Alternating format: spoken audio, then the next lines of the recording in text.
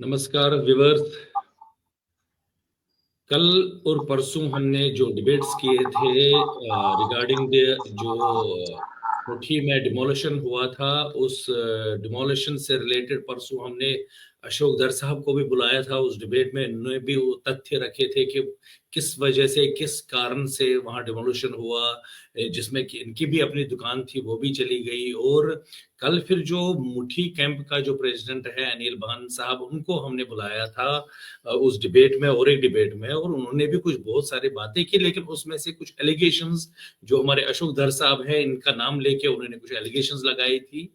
तो आज हमारे बीच में अभी अशोक धर साहब आए हैं अपना पक्ष रखने के लिए, और हम उनसे आज बात करते हैं। क्योंकि जो हमारा प्लेटफॉर्म है, ये ऐसा नहीं है कि वन साइडेड हम किसी के बारे में बात करेंगे। हमने हर एक पक्ष को सुनना है और हर एक पक्ष की बात जो है आप लोगों के सामने रखनी है, क्लियरेंस रखनी है, ताकि ऐसा ना हो कि ये हो कि जो रियलिटी में जो बातें हैं वो कहीं दबी रह जाए और कुछ जो फॉल्स नैरेटिव है वो सामने आ जाए। इसी सिलसिले में आज हमने अशोक दर साहब को बुलाया है। अशोक दर साहब, आपका बहुत स्वागत हमारे ये चैनल दी कश्मीर डायलॉग में। नमस्कार। नमस्कार नमस्कार। अशोक जी, कल जो हमारा डिबेट था वो आपने सुना होगा, जिसमें जो मुठी कैंप के जो है टीआरटी के प्रेसिडेंट अनिल भान जी है, और उन्होंने कुछ सीरियस एलिगेशंस आपका नाम लेते हुए लगाया। तो आपका जो है, क्योंकि ये मंच सबों का है, जो हमारे दी कश्मीर डायलॉग चैनल है, जो भी वहां बातें उन्होंने की है आपने सुनी होगी, तो जरूर उस पर आप अपना जो आपने क्लेरिफिकेशन जो भी बातें हैं प्लीज दर्शकों के सामने रखिए। सबसे पहली बात यह है कि जो कल अनिल जी ने कहा, ये अपने आप को मानते हैं प्रेसिडेंट। अभी छोटा है, अभी बच्चा है, इसको पता नहीं है। ये 1 साल के लिए बना था फेज सेकंड में प्रेसिडेंट, और उसके बाद उधर इलेक्शन नहीं हुआ है, और ये कोई वहां पर मुट्ठी फेज सेकंड का प्रेसिडेंट नहीं है।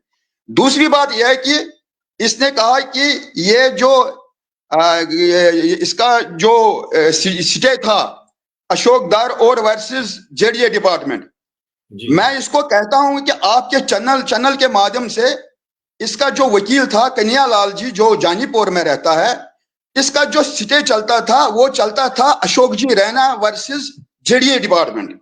अशोक जी रैना इसका फादर इन लॉ है। अशोक जी रैना इसका, अशोक जी दर नहीं है। अशोक जी दर नहीं है। अगर अशोक जी दर उधर होगा तो मैं अपने आप को ये बाजू काटूंगा, क्योंकि मैं इस किसी भी पिक्चर में नहीं हूं। और दूसरी बात यह है कि ये कहते हैं कि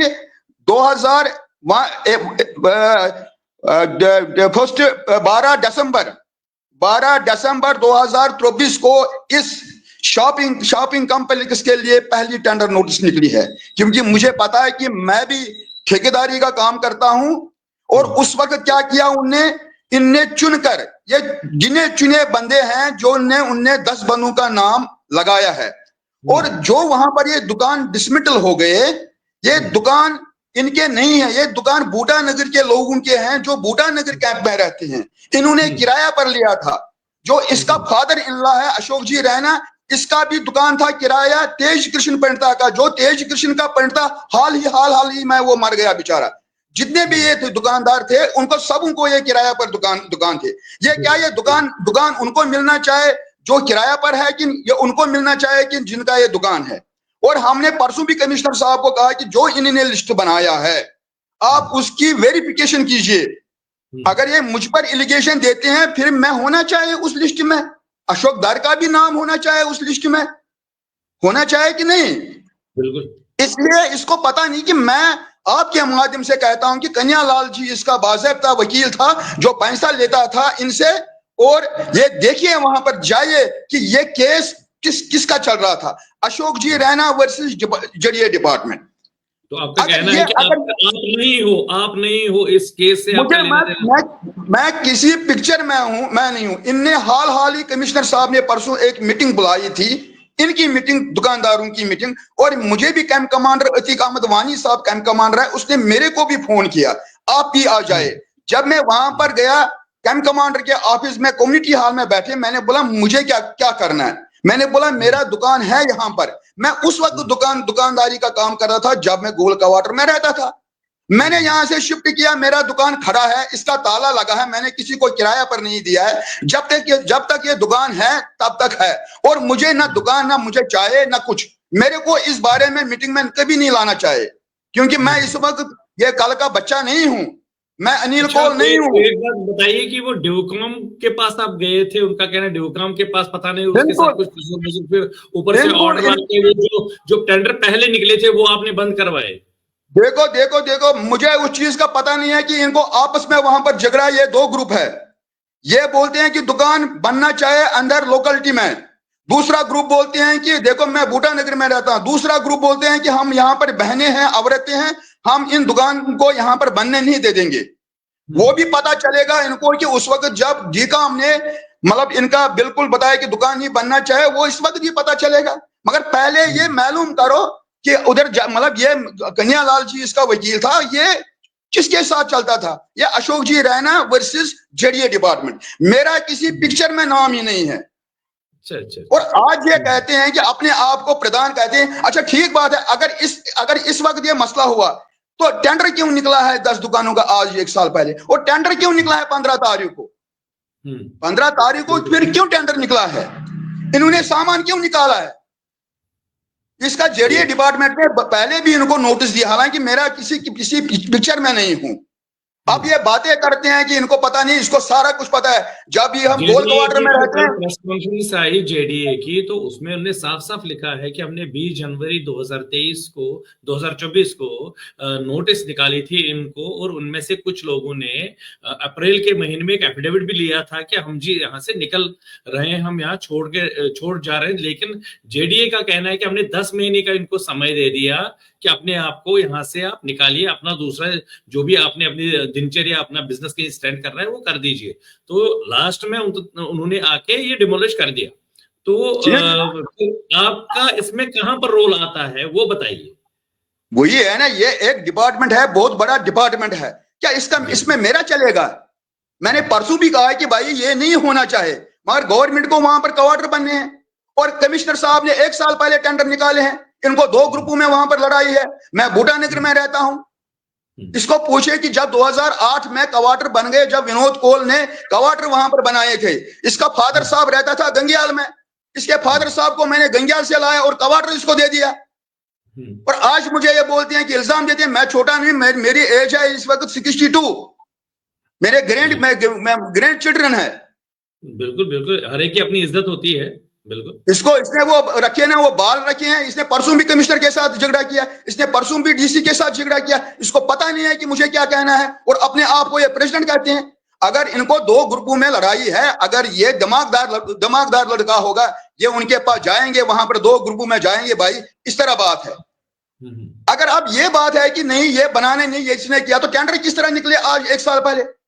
सिद्धार्थ साहब ने इसमें टेंडर निकाले, और यही दो ग्रुप बन गए, वही गए, तो इनने वहां पर इसको नहीं बनाने दिए। और आज जो ये टेंडर निकले हैं 15 तारीख को टेंडर निकले हैं, और मुझे भी कल टेंडर डालना है इसमें। तो आप किस पिक्चर में आ गए? और मैं आपके माध्यम से ये कहता हूं कि ये कन्हैयालाल जी के पास आप जाए, मालूम करिए, ये जो केस बोलता है कि अशोक दर वर्सेस जेडीए, ये अशोक रैना नहीं, ये उधर अशोक जी रैना नहीं होगा। मैं अपने बाजू काटूंगा। मैं कल का बच्चा नहीं हूं। मैंने गृह मंत्री के साथ मीटिंग की है। मेरे इस वक्त मतलब बच्चों के बच्चे हैं, मैंने दुनिया देखी है, और ये ऐसा बाले लंबे रखे हैं, उसको पता नहीं कि मुझे क्या कहना है। अगर ये बात होगी तो फिर रिलीफ डिपार्टमेंट ने किस तरह आज 1 साल पहले टेंडर निकाले, और 15 था ये रोतुस रात कहां से बन गया था? भाई इनको कहा, रिलीफ डिपार्टमेंट ने इनको कहा कि भाई हम आपको दुकान दे देंगे, और ये किस तरह 2 दिन पहले इन्होंने सामान निकाला। और बात करनी चाहिए। देखो हम हर वक्त बोलते हैं कि हमें बात करनी चाहिए, हम कश्मीरी पंडित है, हमें जुनू लगाया है, हमें वो बात करनी चाहिए, हमें दूसरा का भी देखना चाहिए कि हमें क्या करना है। जी बिल्कुल बिल्कुल। ऐसे ही लोग हैं जिन्होंने इस कम्युनिटी को बर्बाद किया है। ये हर जगह पर ये झगड़ा करते हैं, हर जगह पर ये झगड़ा करते हैं। इसका देखो कि इसका क्या दिमाग है। मैं इसको बोल रहा हूं कि आप जाइए, इसके जो फादर इन लॉ है उसके versus Ashok ji Raina versus JDA department case चलता था। मैं किसी पिक्चर में नहीं हूं। मतलब और अशोक जी दर का जो है वो कंफ्यूजन, कहीं उनको अशोक जी रैना बोलना चाहिए तो बोला अशोक जी दर। अशोक जी इधर का। और जो ये टीएन कोल की बात करते हैं, टीएन कोल इसका पड़ोसी है, टीएन ये एक ही बिल्डिंग में रहते हैं, मैं आधा किलोमीटर दूर रहता हूं। और उसके बाद भी मैंने 1000 बार कहा कि भाई आपको मेरा जरूरत पड़ेगा किसी जगह पर। आप देखो कि जो इन्हें 10 बंदों का नाम लिखा है, अगर मेरा होगा उसमें मैं जिम्मेवार हूं।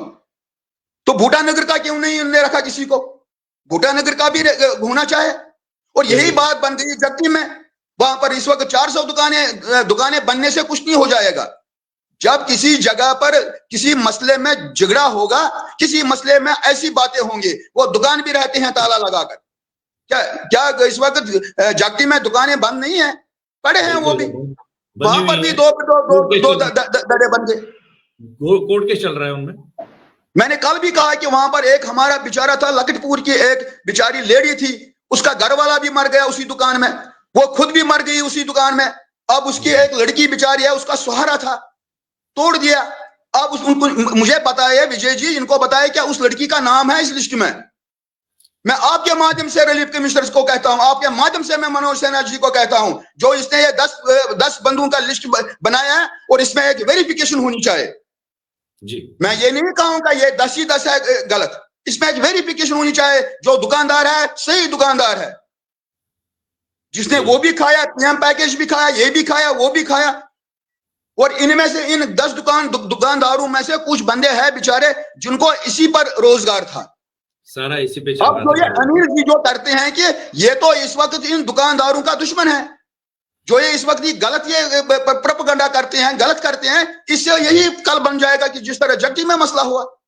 भाई हर एक चीज का हल होता है मशवरे से, तरीके से। अगर घर में अपने बेटे को भी तरीके से बात नहीं करेंगे, वो भी पता नहीं वो क्या करेगा। ये बड़ी दुख की बात है कि अभी मैंने इसका सुना है। मैं कसम से कहता हूं कि भगवान का कसम, कैंप कमांडर था उस वक्त संतोष, इसके बाद फादर साहब को मैंने क्वार्टर उस वक्त दिया सी ब्लॉक में, और इस वक्त इसको शर्म नहीं आती है कि ये नाम लेते हैं। और इस वक्त भी मैं आपके माध्यम से मैं आपको जनाब कहता हूं कि आप जाइए वहां पर, देखो कि ये केस किसके वर्सेस थी। Ashok ji Raina versus JDA department. अगर मेरा नाम होगा मैं जुर्माना दे दूंगा। जी जी जी जी। और अगर इनको आपस में, और दूसरी बात, अगर इनको आपस में वहां पर दो गुटों का, दो ग्रुप का झगड़ा है, भाई बैठिए, आराम से बैठिए, 2-4 बंदों को भी बुलाइए। भाई ये दुकान बनने चाहे, यहाँ पर ये बेचारे कुछ बंदे हैं, यही रोजगार। आपने कल नहीं देखा कि इसके फादर इन लॉ ने क्या कहा? मुझे लड़कियों की शादी है, लड़कियों की शादी होगी पता नहीं आज 10 साल पहले।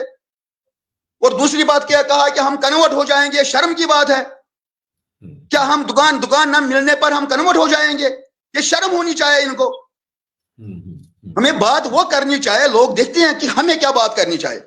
हम उस वक्त कन्वर्ट नहीं हुए जब हम 90 में, जब हमारे पर कश्मीरी पंडितों का एक तूफान आया जी। बात करनी चाहिए इंसान को तरीके से। हमें कमिश्नर के पास जाना है, हमें तरीके से, वो हमारा इमीडिएट बॉस है, हमें तरीके। जब हम उसको गालियां दे देंगे, जब हम उसके साथ हम झगड़ा करेंगे, बात कहां बनेगी? बात तो बिगड़ेगी।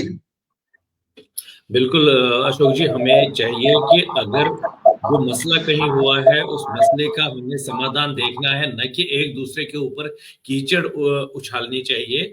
इस चीज का कहते हैं लफ्जों का बहुत चयन करना चाहिए, उनका ध्यान रखना चाहिए, क्योंकि हर एक जो है कश्मीरी पंडित, आप भी एक सोशल वर्कर रहे हैं, आप एक हमारे कश्मीरी पंडित के लीडर भी रहे हैं, बहुत स्ट्रगल आपने कम्युनिटी के लिए किया है। तो लेकिन फिर नाम ऐसे लेना किसी का, मैं सबों को रिक्वेस्ट करता हूं, ठीक है कहीं मसले हैं, कुछ परेशानियां हैं, कहीं हो सकता है कि एक दूसरे के हमारे एक दूसरे के साथ नहीं बनती हो, कहीं कुछ गलतियां भी हो सकती हैं, लेकिन फिर ऐसे उछालना नहीं चाहिए, खासतौर पर मीडिया पे।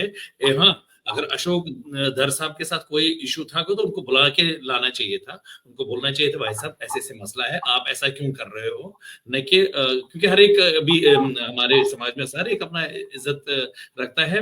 अशोक धर साहब, आपने कुछ और कहना है? नहीं, आप मुझे बताइए कि इसने कहा कि अशोक जी ने ये सारा कुछ खेल खराब किया है, तो फिर टेंडर क्यों निकले 1 साल पहले? फिर टेंडर क्यों निकले 15 तारीख को? ये सोचने की बात है। और ये भी सोचने की बात है कि ये देखना कि जो ये 10 दुकान, मैंने परसों भी कहा, हालांकि मुझे ना दुकान चाहिए ना मुझे दुकानदारी करनी नहीं करनी है, ये दुकान मेरा खड़ा था, ये पिछले 10 साल से बिल्कुल खड़ा था वहां पर, क्योंकि मैं अपना कारोबार करता हूं। मैंने कार्ड निकाले हैं। मैंने परसों भी कहा है कि भाई ये दुकान मिलना चाहिए, सबको मिलना चाहिए। बिल्कुल। हमने ये नहीं कहा कि बूटा नगर में रहते हैं वहां पर भी बनाइए। फिर ऐसा तरीका बोला, हालांकि मेरा ये बच्चे के बराबर है, मेरा बड़ा बेटा इससे कम से कम 4 साल बड़ा होगा। फिर इसको पता नहीं है कि हम क्या बात करेंगे, किस तरह बात करेंगे, क्या करेंगे। हर एक चीज में हल होता है। मैं जनाब दोबारा मैं कहूंगा विजय जी, आप ये मालूम चाह, इसका कन्यालाल जी इसका वकील है, जानीपुर में रहता है वो, आप उसको बताया कि ये किसके वर्सेस ये केस चलता था।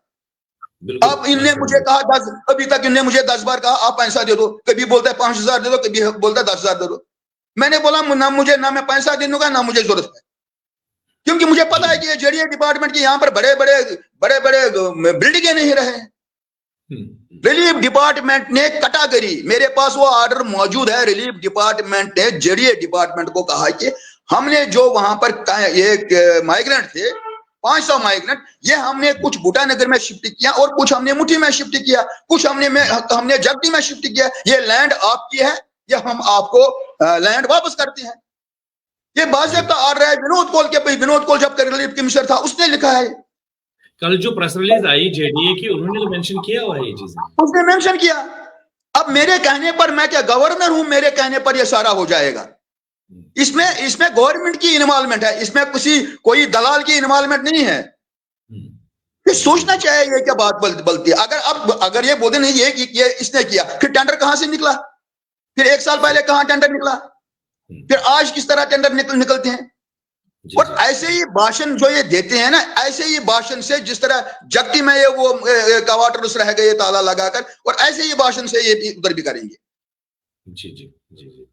अशोक दर साहब, आपने अपना पक्ष रखा, बहुत जरूरी था। आपने मुझे फोन किया कि मेरा इसमें कोई इन्वॉल्वमेंट नहीं है, इसलिए मैंने आपको कहा कि नहीं ऐसे मत कहिए, आप आ जाइए, आप अपना जो आपका जो पक्ष है वो लोगों के सामने रखिए।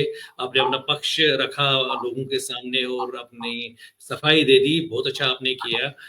आपका हमारे इस चैनल पे बहुत बहुत धन्यवाद, आपने अपना समय दिया। नमस्कार। नमस्कार। Thank you.